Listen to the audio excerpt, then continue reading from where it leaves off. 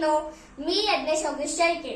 आज मी ज्यांच्या विषयी बोलणार आहेत ते म्हणजे आपल्या महाराष्ट्राचे आराध्य दैवत क्षत्रिय कुलवंत तसंच छत्रपती शिवाजी महाराज. जिजाऊंचे संस्कार, शौर्याची तलवार, स्वराज्याचा ध्यास होता अखंड अपार. शिवाजी महाराजांचे प्रेरणास्थान, त्यांच्या कार्याला कोटी कोटी प्रणाम.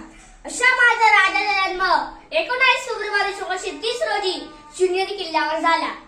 आई जिजाऊ व वडील शहाजीराजे यांच्या संसारातून घडलेला हा दागिना आपल्याला शुभाच्या स्वरूपात मिळाला. सह्याद्रीचा सिंह तो शिवशंभू राजा कधी सुसारणार नाही अशी इतिहासाची पाने आजही साक्ष देतात. ती फक्त महाराजांच्या शौर्याची. अवघ्या वयाच्या 16व्या वर्षी रायगडावर हिंदवी स्वराज्य स्थापनेची शपथ घेणारे ते एकमेव राजे होते. ते शिवराय केवळ एक नाव नाही, ती एक भावना आहे. प्रजासुखी तर राजसुखी हे धोरण राबवणारे ते एकमेव राजे होते. त्यांनी फक्त गड किल्ले जिंकले नाहीत तर लोकांची मने जिंकली. महिलांचा आदर, शेतकऱ्यांची काळजी आणि शत्रूला धुळीस मिळवण्याची गणिमतावाची कला हे महाराजांचे व्यक्तिमत्वाचे खरे पैलू होते. अफजल खानाचा वध असो किंवा शाहिस्ते खानाचे बोट छाटणे,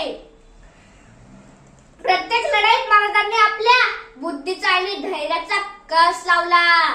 त्यांच्या दरबारात जाती धर्माचा भेद नव्हता, सर्वांना समान न्याय होता. आता गरज आहे त्यांच्या विचारांगी करण्याची. शिव व्हायचे नसेल तर किमान त्यांच्या विचारावर चालणाऱ्या मावळ्या नक्कीच बनवूया. जाता जाता एवढेच म्हणेल, हवा वेगाने नव्हते, हवेपेक्षाही त्यांचा वेग होता. अन्यायाविरुद्ध लढण्याचा इरादा त्यांचा नेक होता. असा जिजाऊंचा शुभा लाखात नाही तर जगात एक होता.